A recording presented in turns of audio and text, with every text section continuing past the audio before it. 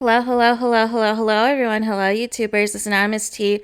Hope you're having an amazing day. So today we're talking NBA. Today we are talking NBA playoff ratings, you guys, for the first round because we're now in the second round.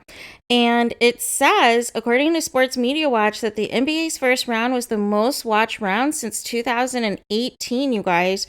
So really like the highest in 4 years. It says 0 game sevens, 0 Brooklyn wins, and 0 LA teams, yet the first round of the NBA playoffs still hit a 4-year viewership high.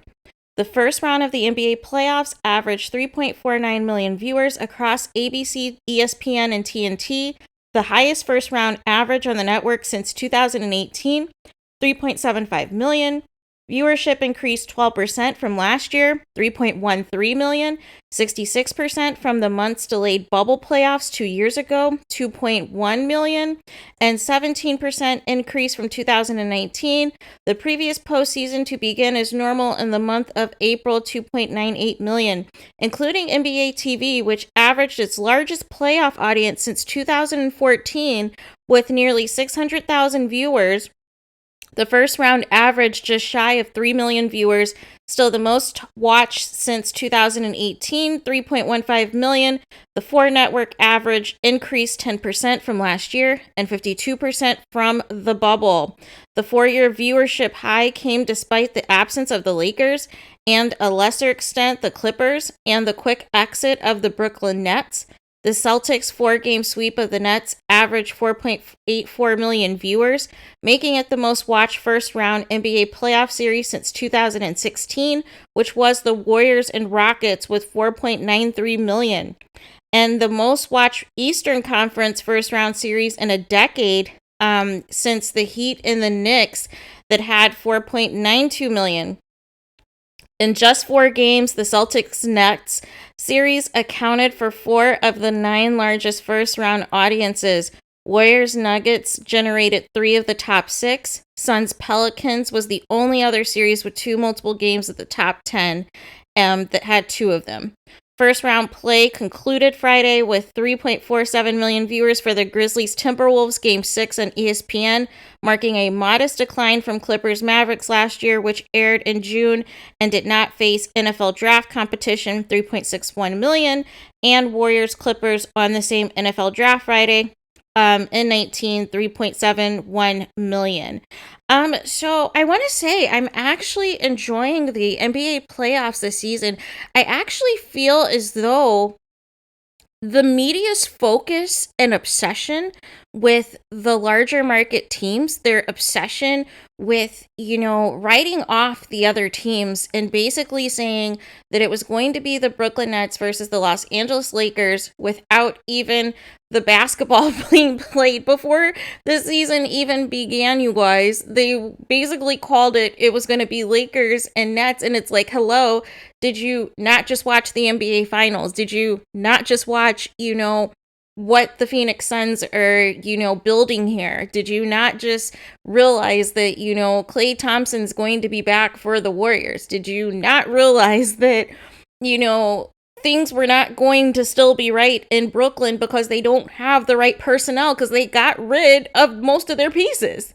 Like, it was common sense, as well as, the ongoing injury of Anthony Davis on the Lakers, LeBron being in and out of the lineup because, Father Time is catching up with him. So there was always going to be several factors. And when they announced, Russell Westbrook coming to the Lakers, I mean, I knew it wasn't going to work, but for whatever reason, the Lakers assumed it was going to work and missed out on, some other key free agents or trades that would have, definitely been a better fit than what happened this season with Russell Westbrook. So, but I'm happy. I'm happy that there is not all of this Lakers and Brooklyn Nets talk right now, and we can just focus in on a lot of these other teams. Especially like with the Memphis Grizzlies and the emergence of Ja Morant. Like, I just feel like it's exciting again because you have some parity again in the NBA. It's not, predicted or typical, or, you know, kind of like how you just always knew like the Warriors were going to be in the NBA finals or that sort of thing. Like this time there really has the opportunity for unpredictability, right? Pretty much everybody thinks in the West at this point that it's either going to be the Suns or the Warriors that'll come out of the West. As for the Eastern Conference, it's a little bit of a toss-up.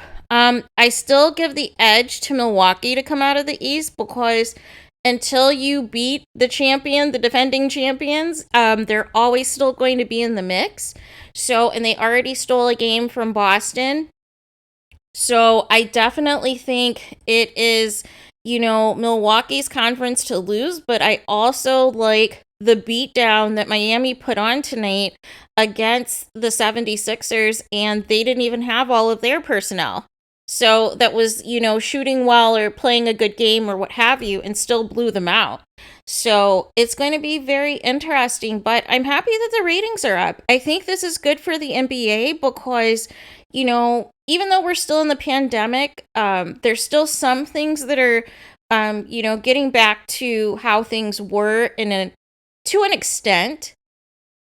I would say that, you know, there's less load management that's happening. There's still injuries, but the injuries have not, you know, been so impactful to where it was impossible for certain teams to win. For the most part, with the exception of the Lakers, the teams were mainly able to, you know, stay afloat for the most part, right? The issue with Brooklyn was just simply you had a star player that, you know, refused to get vaccinated, and basically, you know, it cost the team, you know, being in a better position and a better seed for the playoffs. So there's that. Well, what do you guys think? Are you guys watching the NBA playoffs? As you guys know, we're in the second round, and I believe the schedules thus far, there's going to be games on every night now, now that we're in the second round. So it's pretty exciting though. Like, I'm happy that the ratings are up. I'm happy that there's more parity. It's not typical. It's not the same teams. There's emergence now of the young stars, and we're not obsessing over the New York teams. We're not obsessing over the LA teams. We can just enjoy, you know, what is actually happening this year and what team is going to ultimately make it to the NBA finals. So I think it's exciting. I think it's very exciting. I also find it entertaining that the Lakers documentary series, The Winning Time Show, is like airing now in the midst of like the Lakers not being relevant right now this season. So it's a very interesting, you know, situation that's taking place. But I'm happy that the ratings are up. I think this is good for the NBA. This is good for their advertising and TV money and everything else, and their revenue, because during the pandemic, things were a little shaky. And prior to that, you know, we had all of the load management stuff that was taking place where everybody was just like taking off all of these games because they didn't want to play 82 games. But I feel like now we're starting to get a little bit more back to normal, and you have a lot of young players who are hungry to want to win and are going to do whatever it takes. And that is the passion and some of the things that was lacking, right? Whereas we've seen teams before where they just kind of like coast through the regular season and then try to turn it on in the playoffs and it doesn't work. But a lot of these teams that have made it to the playoffs, they were setting the tone early. And I actually enjoyed the first round. I felt it was pretty competitive. Like the New Orleans Pelicans, you know, they came out to play. They did not, you know, act like a typical eighth seed. They really wanted to come out there and make a name for themselves. And they did that. You know, they really tried to push, you know, Phoenix, and I believe Booker was out for a couple of games, and, you know, they pushed them because the series should have been over a lot sooner. But that's the difference when you have players that are, you know, playing with nothing to lose, are still going to play their hearts out and give it their all, versus teams who just assume that because of who the name is on the back of their jersey, that it's going to be an automatic W. And that's what happened with the Brooklyn Nets. They assumed, and they got destroyed. Completely and utterly destroyed, and it's laughable and it's hilarious. And actually the Sixers were on the brink of actually collapsing themselves in the first round. So the second round will be interesting. The rumor is Joel Embiid won't be back until at least game 3, but that possibly might be too late. We'll have to see. We'll have to see, because Philadelphia has to figure out an answer for Miami, because Miami's not coming to play. They're coming like they want to go back to the NBA Finals. So Philadelphia needs to figure something out there.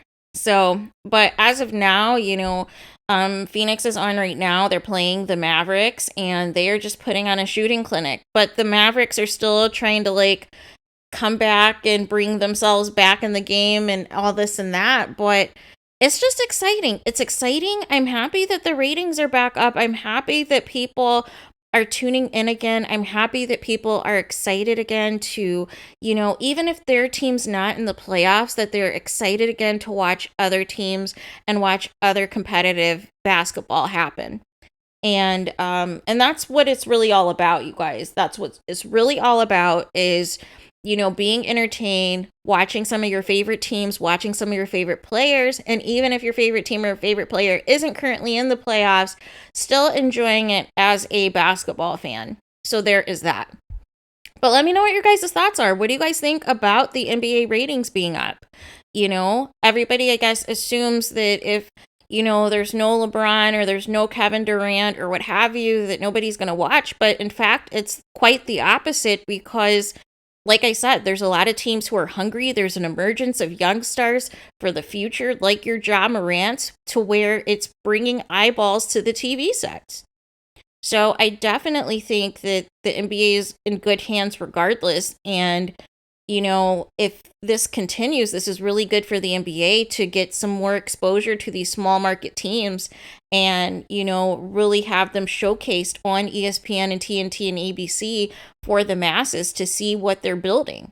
So this is good. This is good, because I think all the attention that was focused in on Brooklyn and the Lakers all season really just gave the time for these other teams, who were saying, hey, they never talk about us and we have the best record in the NBA. It really just kept them more motivated and more hungry to, hey, we're still going to keep doing our system. We're still going to keep doing our process. And they're going to know our names when we're in the playoffs and they see us in action. And they're going to regret, making all of their shows and their podcasts strictly about the Lakers and the Brooklyn Nets. So there's that. But let me know your guys' thoughts. What do you guys think? Are you guys watching the NBA playoffs? Are you guys watching something else? Are you guys bored of the playoffs? Are you happy with what the playoffs is doing this year with the teams that are in the playoffs, with there being more parity in the NBA? Do you miss LeBron? Do you miss Kevin Durant in the playoffs? What is your thoughts? Let me know in the comments. Please do not forget to comment, and subscribe. Hit the notification bell so you're notified the moment I post new content on my channel. And with that being said, I'll talk to you guys again very soon.